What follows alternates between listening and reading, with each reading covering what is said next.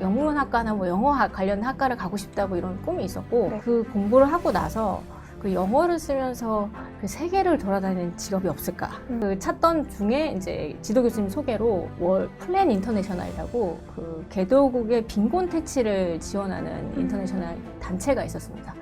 거기에 지원을 해서 아프리카, 아시아, 동남아시아 이렇게 약간 오지 같은 데를 굉장히 많이 다녔고 와 이렇게 다양한 생각을 가지신 분들이 계시는구나. 와 그래 나는 이제 제가 어떤 정책을 하나 할 때 저는 민주당만 설득하면 될 줄 알았거든요. 아니더라고요. 그 사람을 좀 연구하게 되더라고요. 왜 저분은 저런 생각을 하시게 됐을까? 저런 상황에서.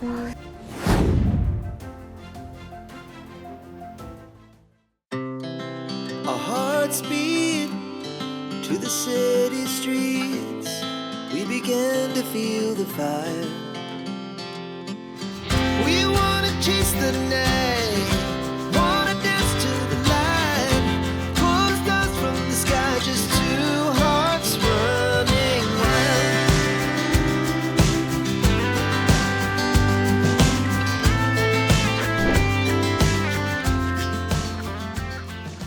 한 정치인의 인생 궤적을 돌아보는 폴리티션 스토리 시작합니다.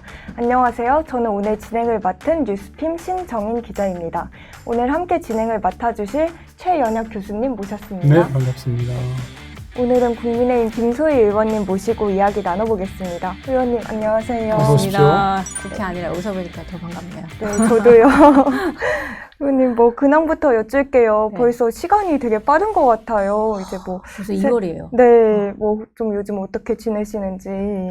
뭐 매일 뉴스가 있어서 그 뉴스를 보면서 요즘만큼 헌법에 대해서 찾아보는 시간도 없는 것 같고 저는 어쨌든 법을 공부했던 사람이 아니다 보니까 그 어떤 기사에서 그런 내용이 나오면 좀 찾아보게 되고 이것저것 양쪽의 의견들을 좀 찾아보게 되는 헌법을 공부하는 일부는 그렇고요. 그리고 뭐 글로벌 정세가 워낙 왔다 갔다 하니까 그리고 저는 이제 기후를 공부하다 보니까 트럼프 2기 정부에 대해서 트럼프 정부 시작하고 90일이 제일 중요한데 그 90일 사이에서 나오는 그런 정책들을 좀 보면서 준비는 해야겠더라고요. 그리고 저는 이제 우리 당 안에서 그 AI 3대 강국 도약 뭐 특위도 하고 있어서 제가 생각하기에는 미래 먹거리가 AI고 그리고 국가 차원에서 가장 대비를 해야 되는 게 기후인데 이 두 가지 기후랑 AI 쪽에서는 그 워낙 업데이트된 속도가 빨라서 그거 따라가기도 힘든 상황입니다. 네. 제가 찾아보기로는 의원님께서 이제 덕성여대에서 영어 영문학을 전공하시고 그 사이에 텀이 좀 있다가 영국 소아스 런던대에서 개발학을 또 석사를 하셨는데 혹시 뭐 그 사이에는 좀 어떻게 지내셨었는지. 네. 제가 이제 뭐 중고등학교 때 영어 하는 거 되게 좋아해가지고 저는 영문학과나 뭐 영어 관련 학과를 가고 싶다 뭐 이런 꿈이 있었고 네. 그 공부를 하고 나서 그 영어를 쓰면서 그 세계를 돌아다니는 직업이 없을까? 보통 저랑 같은 이제 제 동기들은 그때 영문과는 대부분 이제 그래도 취직이 좋았어요. 이제 그 대기업의 이제 상사나 이제 외국계 은행이나 영어 쓰는 취직이 잘 되는데 저는 그런 데 말고 약간 세계를 돌아다니는 직업 뭐 이런 걸 하고 싶어서 그 찾던 중에 이제 지도 교수님 소개로 플랜 인터내셔널이라고 그 개도국의 빈곤 퇴치를 지원하는 인터내셔널 단체가 있었습니다. 거기에 지원을 해서 여러분 잘 아시는 것처럼 뭐 유니세프나 월드비전처럼 이제 개도국에 가서 빈곤 퇴치 활동을 하는 그런 활동을 거의 이제 9년 조금 넘게 하면서 직업 덕분에 이제 아프리카, 아시아, 동남아시아 이렇게 약간 오지 같은 데를 굉장히 많이 다녔고 다니다 보니까 이 나라들은 왜 계속 가난할까? 이거를 이론적으로 정립해 놓은 학문이 있을 텐데 실제로 거기서 이제 뭐 캠페인을 하거나 구호 사업을 하거나 개발 사업을 하는 거 말고 약간 이제 지식적으로 정립된 거를 공부하고 싶다는 생각이 9년 정도 일하니까 들더라고요.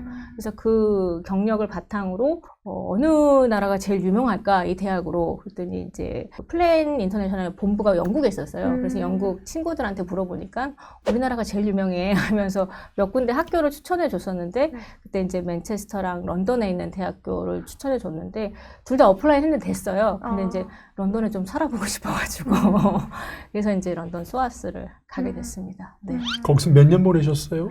그 석사 과정은 1년인데요. 1년 네. 만에 끝내긴 하는데 저는 조금 더 있고 싶어가지고 그걸 끝내고 이제 오픈 유니버시티라고 해서 그 과정도 추가로 좀 더 들었고 실은 이제 가족이 더 다 같이 가서 저는 석사를 마치고 오픈 유니버시티 활동한 이제 남편이 이제 또 석사를 해가지고 거의 2년 반 정도 있었습니다. 네.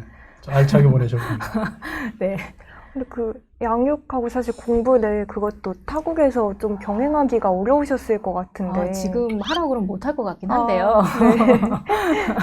근데 이제 마침 제 친여동생이 그냥 디플로마 정도 수준으로만 하겠다고 해서 애를 같이 봐줬고, 그러니까 이모가. 네네. 그래서 아까 네이티브가 아니니까 힘들더라고요. 그래서 이제 거의 학교에서 또 12시까지 있었나? 잠깐 집에 오면 이제 집에 애 찾고 뭐 밥 먹이고 하는 건 동생이 거의 봐줬고요.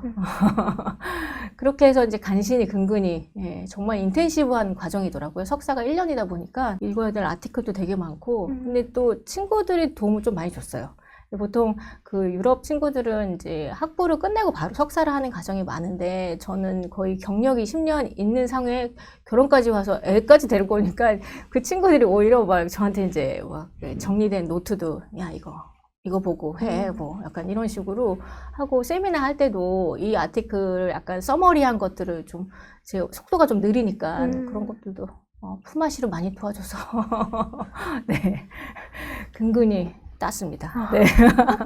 근데 그렇게 열심히 또 보내시고 귀국하셔서도 네. 서울대 이제 농생명대학원에서 경제학을 또 수료를 하셨잖아요. 그게 또 사연이 있죠. 네네. 제가 이제 빈곤 퇴치를 오래 하면서 이제 공부를 하면서 나의 전공은 뭘로 할까? 정말 빈곤 분야로 해야 되나? 아동 분야로 해야 되나? 여성 분야로 해야 되나? 워낙 개발학 쪽에 그런 쪽이 많은데 그때 제가 2007년에 공부를 해서 2008년에 졸업했는데 2008년에 영국에서는 기후 쪽으로 굉장히 드라이브를 많이 걸어서 클라이밋 액트라고 해서 기후 약간 법을 만들었고 기후 대응을 굉장히 본격적으로 했습니다. 영국 정부가. 그래서 그게 신문에 매일 나왔거든요. 보다 보니까 이게 그 지속 가능 개발이랑 기후는 약간 뗄래야 뗄 수가 없겠더라고요. 그래서 거기서 제가 전공을 좀 바꿔봐야겠다. 그래서 한국에 돌아가면 기후 관련된 이제 이런 시민단체나 NGO가 있으면 거기서 공부를 하면서 좀 해봐야겠다 하는 생각이 좀 들었고 마침 그때가 이명박 정부가 시작할 때였고 이명박 정부도 녹색 성장이라는 드라이브를 걸어서 글로벌 트렌드가 좀 비슷하게 맞았어요. 그래서 제가 그 영국에서 이제 서치를 하니까 기후변화 센터라고 있더라고요. 그 기후 관련된 단체가 있어서 거기에 이제 어플라이 해서 10년부터 이제 다니기 시작했는데 개발학이라는 학문이 정치경제학이거든요. 근데 기후가 단순히 그냥 우리가 아는 이제 오염 문제를 하는 환경 문제가 아니고 정치 경제더라고요. 그래서 모든 기후 문제에 대해서 경제학자들이 만든 그리고 법학자들이 만든 경제학이 베이스가 된 시장 메커니즘 제도가 메인이더라고요. 그래서 나 경제학을 좀 공부해봐야겠다. 그래서 어쨌든 개발학이 정치 경제라서 그때 들었던 생각을 좀 가지고 경제학을 도전을 했어요. 이제 기후의 그 메커니즘을 좀 알고 싶어서 이거를 어쨌든 경제학에서 시장 실패의 대표적인 사례가 환경 이슈잖아요. 환경 이슈를 이제 경제학적으로 어떻게 풀어낼지 그 해결책이 다 경제학에 있다라고 생각해서 했는데 너무 어렵더라고요. 직장을 다니면서 경제학 박사과정 저 8년 만에 수료했습니다. 다니면서 하느라고. 실은 도움이 되게 많이 됐습니다. 기후 대응 활동하면서. 사실 사실 다양한 분야를 오랫동안 공부를 하셨는데 어린 시절에도 뭔가 이렇게 다양하게 관심이 많으셨을 것 같은데 혹시 꿈은 무엇이었는지? 그게 좀 연결된 것 같긴 한데 저는 약간 파일럿이 꿈이었어요. 이유는 되게 단순합니다. 이제 세계를 돌아다니고 보고 싶어가지고 이제 운전하고 하는 과정들이 굉장히 어렵더라고요. 그리고 이제 공대를 가야 되고 여러 가지를 했는데 저는 문과적 머리지 이과적 머리는 전혀 아니더라고요. 보니까. 그래서 중간에 포기는 했지만 어쨌든 정말 세계는 많이 돌아다녔습니다. 그 꿈은 계속 쭉 갔던 것 같고 그 졸업하고 나서 대학교 졸업하고 나서도 일단 나는 우리나라 말고 다른 나라를 좀 돌아다니고 보고 싶다라고 해서 직업 선택도 그렇게 했기 때문에 아프리카, 동남아시아 이런 데 약간 네, 많이 다녔죠. 지금 가라고 하면 못 갈 것 같아요. 그때는 약간 뭐에 취한 것처럼 홀린 것처럼 그럼 오지를 가고 막 뭐 이제 씻지도 못하고 뭐 이렇게 약간 텐트 치고 자고 그래도 아 이런 데서 사람이 살면서 이렇게 해먹고 있구나라고 그거를 느끼면서 이걸 어떻게 지원해주지? 이런 고민이 들었는데 이제 나이가 들고 나니까 이제 힘들어서 못 갈 것 같습니다. 저는 정치인의 정치 심리를 좀 이렇게 보고 있는데 네. 아마도 그 세계적으로 다니면서 네. 다양한 그런 체험과 경험을 해보고 싶었다는 그런 어떤 그 마음이 생기게 된 것도 어쩌면 부모님의 역할일지 아니면 어떤 뭐 자연스러운 계기가 있어서 어떤 분의 영향을 받았든지 책을 읽었든지 뭔가 있을 것 같은데요. 저는 부모님의 영향이라고 보고 저희 부모님이 어디 돌아다니시는 거 되게 좋아하세요. 여행 가는 거 되게 좋아하시거든요. 그래서 틈만 나면 주말에 이제 차로 이제 뭐 진짜 국내를 가시거나 뭐 섬을 가시거나 뭐 이렇게 하고 국내 여행을 하면서 그 시간을 보내면서 뭔가 이렇게 어디 돌아다니는 거를 그때 너무 자연스럽게 깨달은 거 약간 습득한 거 아닌가 그런 생각이 좀 들고 지금도 여행 다니는 거 굉장히 좋아합니다. 네. 틈나는 대로 어디 그냥 잠깐이라도 뭐 근교라도 기차 타고 하는 거 이렇게 머리 식히기 위해서 그렇게라도 합니다. 갑자기 이렇게 있다가 네. 그냥 춘천 한번 갔다 올까? 그래서 춘천 기차 타고 가서 네. 그 근처에서 이제 카페에서 산 보다가 다시 기차 타고 오고 뭐 그런 것도 종종 합니다. 그게 아주 약간 익숙하게. 네. 의원님께서 좀 이전과 비교했을 네. 때 좀 정치 경험을 통해서 스스로 가장 크게 달라졌다고 느끼는 점이 어떤 게 있으신지. 네. 저희 의원총회 진짜 많이 하잖아요. 그쵸. 의원총회 하면 네. 와 이렇게 다양한 생각을 가지신 분들이 계시는구나. 와 그래 나는 이제 제가 어떤 정책을 하나 할 때 저는 민주당만 설득하면 될 줄 알았거든요. 아니더라고요. 당 내에서도 우리 이제 좀 다선 의원님들의 힘을 빌려야겠다 생각하면 저분은 MBTI가 뭘까? 약간 그런 것부터 시작해서 그 사람을 좀 연구하게 되더라고요. 왜 저분은 저런 생각을 하시게 됐을까? 저런 상황에서 그게 지역적 특성인가? 아니면 공부했던 영향 때문인가? 그러면서 이제 나무위키를 그때 이제 뭐 의원 그거 좀 찾아보면서 공부를 하면서 그 의원님한테 이 법안을 어떻게 설명할 때 가장 와닿으면서 이 어려운 내용들을 설득시켜서 내 법안을 상임위에 올려주실까? 뭐 이런 내용도 동시에 생각을 하게 되고, 저렇게 다양한 생각을 가진 사람들을 설득하는 게 정치겠구나. 그리고 싫어도 봐야 되는구나. 제가 시민단체 때는 네. 저랑 생각이 안 맞거나 아니다 싶으면 그냥 저는 사업도 안 했어요. 사업도 안 하고 솔직히 만나지도 않았고 내가 무슨 아까운 시간을 들여가면서 나랑 생각도 안 맞는 사람을 만나 약간 이랬는데 이쪽은 그게 아니고 이 안에서도 100여 명 안에서도 이렇게 생각이 다르면 정말 우리 국민의 생각이 다 다를 텐데 내가 옳다고 생각하는 것들을 설득해서 가져가려면 나는 진짜 이 설득과 이거를 이해하는 그 과정에 대한 트레이닝이 필요하겠구나 라는 그런 생각들을 지금 계속하고 있습니다. 그러면 성향이 조금 많이 달라지셨을 것 같은데. 아니, 그게 달라지진 않아요. 그래요? 그냥 네. 이해하려고 노력합니다. 설득을 할 때 설득이 잘 안 되시는 분들도 있을 거고 또 마음이 좀 잘 맞아서 같이 또 법안도 같이 내는 분들도 있을 텐데. 네. 어떻게 대처하시는지요? 생각은 달라도 그냥 인간적으로 친해지면 그래도 조금 영향을 미치더라고요. 그냥 완전 다른 사람이 그 정치적 성향이든 뭐든 다 다른데 그 인간적으로 뭐 어떻게 지내셨어요? 뭐 한 번 더 하고 뭐 의원실 방에도 한 번 더 찾아가고 이렇게 약간 대면으로 이렇게 접촉을 좀 늘려가면 그 인간적인 면이 쌓여가지고 영향을 조금씩 미치는 것 같아요. 지금은 1년이 안 됐지만 제가 이렇게 되면 한 2, 3년 좀 노력하면 그래서 밥도 먹고 술도 마시고 하는 것 같아요. 왜 의원들이 앞에서는 이제 상임위에서 막 싸워도 뒤에 가면은 왜 이러셨어요? 막 하면서 그렇게 친하게 하는 것도 저게 어떻게 가능하지 하는데 국감하다 보니까 가능한 것 같아요. 그래서 우리 당 의원님들하고도 충분히 가능할 것 같아요. 한 분 한 분 만나면 다 괜찮으신 분들이세요. 근데 이제 어떤 굉장히 중요한 사건에 대해서 당신이 살아왔던 경험치가 다르고 당신이 보고 왔던 그런 인생사가 다르니까 그런 결정을 할 수밖에 없었고 그 결정은 저랑 항상 일치할 수가 없거든요. 그래서 그거를 이제 다른 측면으로 좀 어떻게 좀 접촉면을 다르게 네. 좀 가져가는 방법밖에 없는 것 같아요. 그래도 안 바꾸세요. 그래도 그래도 뭐 싫은 소리를 안 하는 거. 그러니까 뭐 상임위에서 이건 절대 안 돼! 이렇게 말씀 안 하시는 것만으로도 전 도와주는 거라고 봅니다. 당내뿐만이 아니라 야당 의원들과도 네, 만나서 이렇게 툭 터놓고 얘기하시는 분들도 많이 있으시니까. 오히려 이제 그 야당 의원들하고 좀 더 친한 친구들, 친한 의원들은 이제 뭐 이소영 의원이나 박지혜 의원은 워낙 기후 쪽이어가지고 그냥 여기 이쪽 국회에 들어오기 전부터 좀 친했고요. 젊은 층에 있는 의원님들은 여야 할 것 없이 좀 자주 보는 편입니다. 네. 편한 자리. 우리끼리라도 이제 여야 대통합을 한번 해보자. 이런 극단의 정치 말고 우리끼리라도 좀 한번 해보자. 국회 입성 전까지 기후변화센터에서 사무총장까지 역임하시고 좀 한국신재생에너지학회에서 또 부회장까지 맡으셨는데 주로 기후 위기 대응과 관련해 활동해 오시면서 좀 가장 중점으로 뒀던 부분이 어느 부분인지. 그 기후변화 문제가 지금은 이제 환경단체들이 이제 북극곰을 보여주고 막 이제 펭귄 보여주고 이제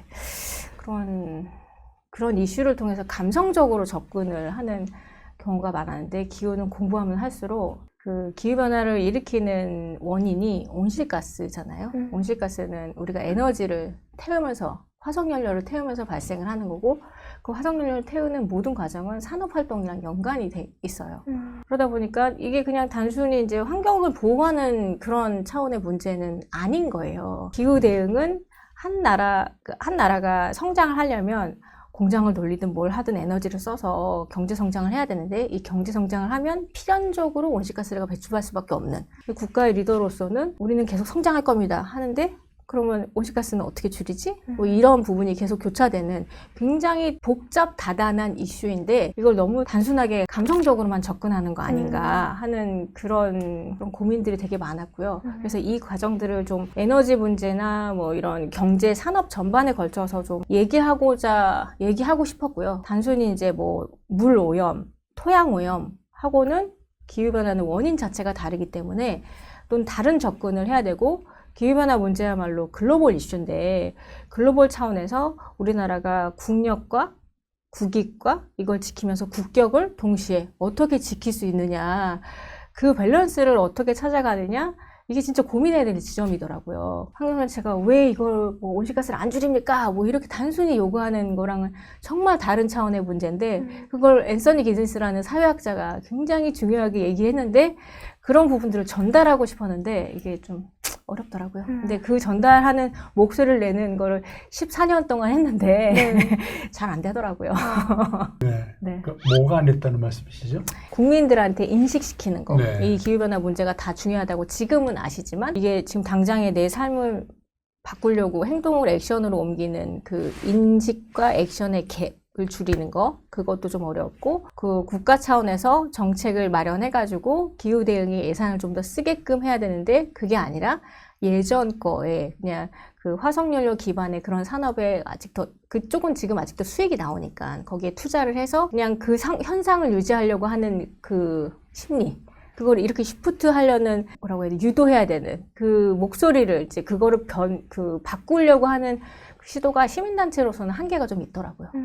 그것이 어떻게 보면 시민들이 인식의 부재입니까? 아니면 교육의 부재일까요? 환경 문제에 관심을 갖는 거는 소득 수준이 2만 불이 넘어가면 관심을 갖는 경제학에서 분석이 되는 게 곡선이 있습니다. 네. 그 전에는 환경 문제에 관심이 없습니다. 먹고 사는 거에 관심이 더 많고요.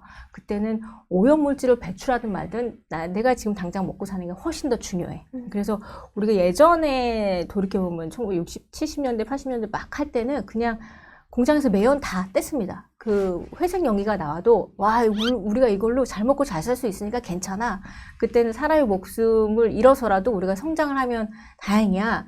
뭐 이렇게 했는데 그게 소득 수준이 2만 불이 넘어가면 나의 삶의 질에 대해서 환경 서비스, 더 나은 환경 서비스, 더 괜찮은 공기질, 더 깨끗한 물, 뭐 이런 거에 대한 인식이 바뀌거든요. 근데 그런 인식의 변화, 그러니까 선진국으로 갈수록 기후나 환경 문제에 더 관심을 많이 가지게 되는 그런 지점도 있고요. 동시에 그 예전의 환경을 보존해야 되는 환경교육과 기후변화 문제가 에너지 산업 경제랑 연결돼 있다는 이런 교육의 문제의 그 괴리의 차이도 좀 있는 것 같고, 정책 기반자들, 정책하는 사람들 입장에서는 화석연료 베이스로 아직도 우린 성장하고 싶으면 생각이 더 드는데, 그 화석연료 베이스로 지금도 잘 먹고 잘 사는데 이거를 좀 저탄소로 옮기는데 비용도 많이 들고 뭐 노력도 많이 해야 되고, 약간 그거에 주저주저하는 이 터닝 포인트를 만들어내는 그 한방. 근데 그거는 심리의 요구가 더 있거나 아니면 정치권이 더 움직여주거나 뭐 이런 부분들이 다 합이 맞아야 되는데 그게 아직 없는 거. 뭐 이런 여러 가지 삼박자들이 좀 같이 있는 것 같습니다. 그래도 지금은 예전보다는 10년 전보다는 기후변화 문제에 국민들의 관심이 지대해진 건 사실입니다. 그러니까 국민의힘이 저를 뽑지 않았겠습니까?